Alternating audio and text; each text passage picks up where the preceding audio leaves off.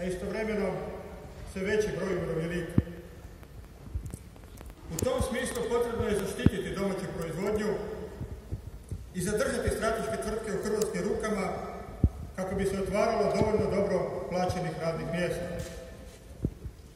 Osobito se treba zalagati za isplativost rada u poljoprivredi i prehrambenoj industriji.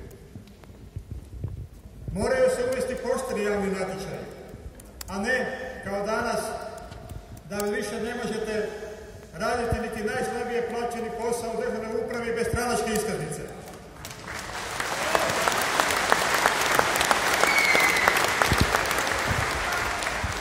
Treba težiti čim manjem broju ugovora o radu na određeno vrijeme.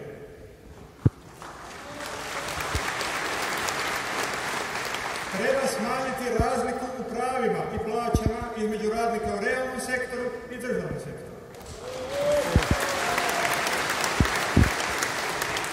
Zaposlenih u državnom sektoru je previše, a uz to nerijetko imaju previsoke plaće u odnosu na poslove koje obavljaju.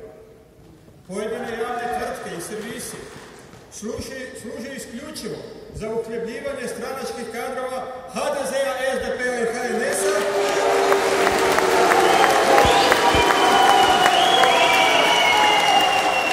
dok oni koji stvarno rade moraju raditi za bijedne plaće.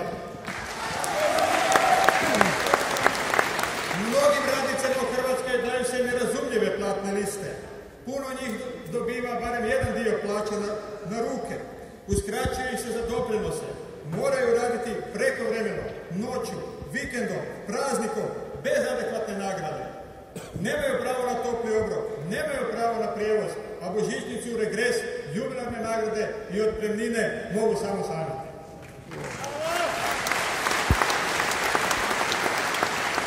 Dok uprave tvrtki uzimaju visoke bonuse i izvlače milijarde iz naše zemlje, naši najbolji radnici moraju odlaziti u inozemstvo. Česti su mobbing i maltretiranje na poslu. Svakome tko ukazuje na nepravilnosti i kriminal, zastrašuje ga se ili mu se daje otkaz. Zato smo pripremili zakon o zviždačima kako bi zaštitili radnike. I osobito mi je drago da danas među vama kao VIP gosti sjedi veliki broj zviždača. Pozdrav zviždačima!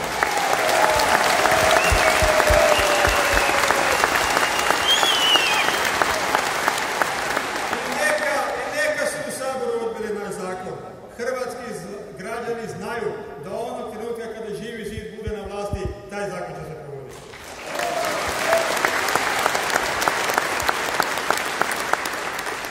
Vrlo je važno da hrvatski radnik ima plaću s kojom može preživljavati mjesec bez zaduživanja. Moramo omogućiti svima onima koji to žele, koji su napuštali našu voljenu domovinu sa suzama u očima, da se mogu vratiti svojoj rodnoj grudi. Osobito treba zaštititi žene, trudnice i majke, koje poslodavci u pravilu kažnjavaju zato jer imaju djecu.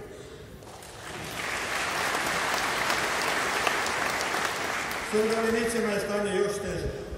Biti umirovljenik u Hrvatskoj u ogromnom broju slučajeva danas znači biti siromašan, biti isključen iz društva, bez mogućnosti za dobivanje kvalitetnih usluga oko zdravstvene ili pravne zaštite.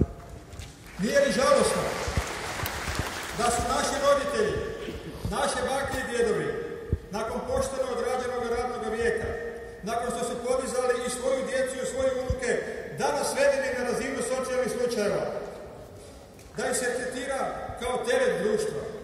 Nije li žalosno da 100.000 hrvatskih građana nema nikakvu mirovinu, da 180.000 njih ima mirovinu manju od 1.000 kuna?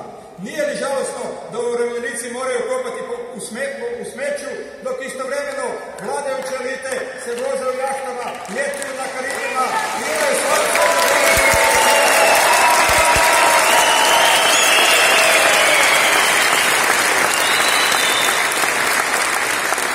Vratite na dostojanstvo našim umirovljenicima i u tom smislu pripremamo cjelovitu reformu mirovinskog sustava.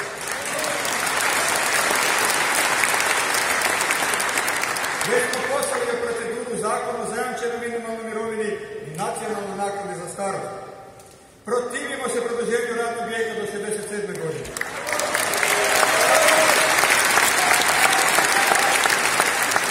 Tražimo pretvaranje drugog mirovinskog stupa u dobrovoljno. Zalažemo se za ukidanje HRT pristojbe.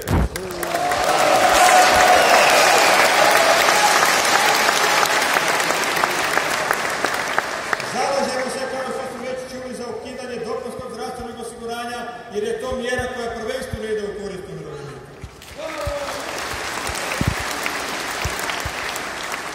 Umirovljenici sadašnji, umirovljenici budući, to smo mi. To su naši roditelji, to su naše sestre, to su naše braća.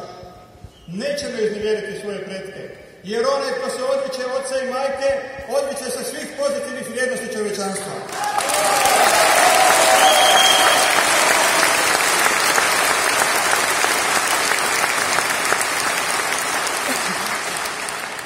Dragi živozidaši, članovi i simpatizeri,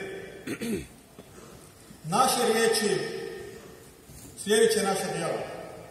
Po tome ćete nas prepoznati.